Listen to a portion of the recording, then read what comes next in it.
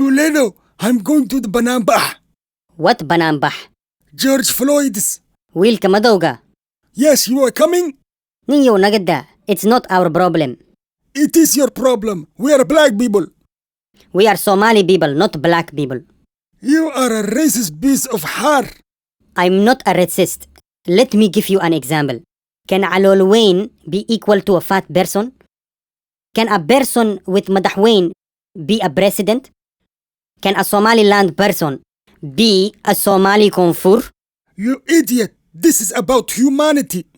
Why you care about humanity? You are a hayawan. You're Geel. Hayawan were on this earth before you humans. You go to the Banambah yourself. It is not my business. Okay, when white police come and beat you up one day, don't ask for help. I am Somali Muslim. I don't make trouble. I am vanilla chocolate, not black. To them, it does not matter whether you are brown, coffee, espresso, black, chocolate, macchiato, black, or black blue. They see us all the same. I don't want to stress. I rather sit at Tim Hortons and in Ushukansi with single mothers. Wow. It is not me. It is not me, sir. I did not do anything. I don't care, you piece of shit. Adonyo. Wait, how do you know Adome? There's no difference between you Somalis and blacks here. Kuligina Adon ay Slatin. I'm not Adon.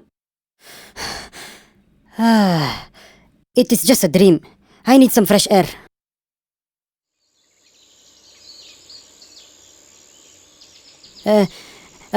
Good day, sir. Adome. والله وح مسمانن. Relax, buddy. Are you okay? All I said was, and you may have a good day. Oh, I thought you said something else. What? You thought I said Adome? Huh?